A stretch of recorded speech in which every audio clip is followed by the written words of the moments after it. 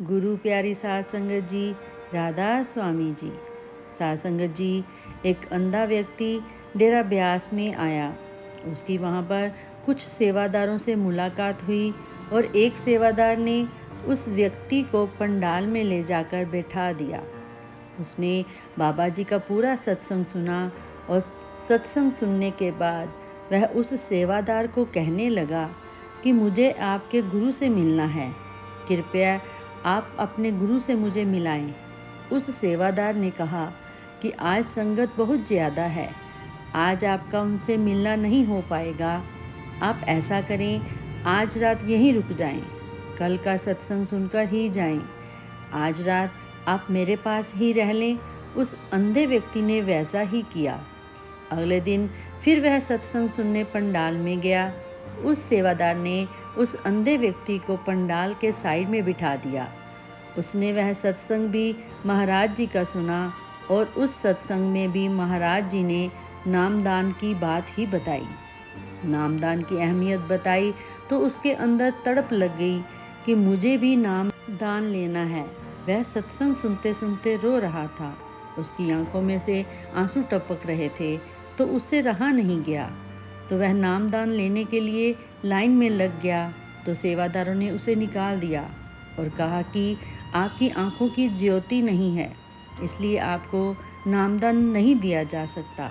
उस अंधे व्यक्ति ने कहा कि अगर ऐसा है तो मुझे अपने गुरु जी से मिलाएं, मुझे उनसे बात करनी है। बाबा जी के सामने पेश किया गया तो महाराज जी ने यही बात कही तो उस अंधे व्यक्ति ने कहा कि फिर ऐसा करो, जहाँ पर मुझे नामदान मिल सकता है वहाँ पर मुझे भेज दो। महाराज जी ने उसकी यह बात सुनकर उन सेवादारों को कहा कि भाई इसे पीछे ले जाकर बैठा दो। वैसा ही किया गया, उसे पीछे जाकर बैठा दिया गया। जब बाबा जी ने सभी संगत को नामदान दे दिया तो आखिर में उसे कहा, भाई उठ खड़ा हो। वह उठ खड़ा हुआ और उसे कहा कि मेरी तरफ देख, यह चेहरा तेरे काम आएगा। जब उसने आंख उठाकर देखा तो उसकी आंखों की ज्योति आ गई। उसने महाराज जी को देखा। महाराज जी ने कुछ वक्त के लिए उसे आंखों की जोत दे दी। और साध संगत जी, जो गुरु बाहर की जोत दे सकता है, अंदरूनी ज्योति भी दे सकता है। कुछ अभ्यास करने के बाद वह अंधा व्यक्ति ज्ञान को प्राप्त हुआ। उसकी अंदर की आंख भी खुल गई। उसने सब जान लिया। तो जब वह एक बार महाराज जी का सत्संग सुनने दोबारा डेरा ब्यास में आया तो सत्संग सुनते सुनते बीच में खड़ा हो गया और कहने लगा, महाराज जी, मुझे आपसे अर्जी करनी है, कृपया मेरी बात सुने। महाराज जी ने कहा कि भाई इतनी जल्दी क्या है, बैठ जा। लेकिन कुछ देर बाद वह फिर खड़ा हो गया और कहने लगा, महाराज जी, रहा नहीं जाता, मुझे बात करनी है।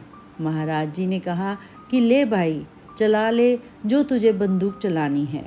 सारी संगत को कहने लगा, मेरे भाई बहनों, यह कोई इंसान नहीं है, यह पूर्ण संत गुरु रब हैं, इंसान मत समझना। आपको अपनी कहानी बताता हूँ। मैं पिछले जन्म में एक चील था जो कि डेरा ब्यास के पास एक वृक्ष पर रहता था और डेरा ब्यास के कुछ सेवादार वृक्ष के नीचे लंगर खाकर चले गए और टुकड़े मुझे मिल गए और मैंने वह टुकड़े खाए। खाने के बाद उडारी भरी तो एक रेलवे लाइन पर एक कुत्ता जो कि घायल पड़ा हुआ था, मैंने देखा कि मुझे मांस मिल गया, क्योंकि हम चील जात को मांस बहुत पसंद होता है। तो मैंने सबसे पहले उसकी आंखें खाई। इसी के कारण मुझे इस जन्म में आंखों की ज्योति नहीं मिली, लेकिन मेरे सतगुरु ने मुझे सब दे दिया जो मुझे चाहिए था। मेरे वीर भाइयों, यह कोई आम इंसान नहीं, यह रब है, इनको तुम इंसान मत समझना। गुरु प्यारी साध संगत जी, हम आपके लिए ऐसी ही रूहानी साखियाँ लेकर आते हैं। ऐसी ही साखियाँ रोज़ाना सुनने के लिए हमारे चैनल को सब्सक्राइब करें।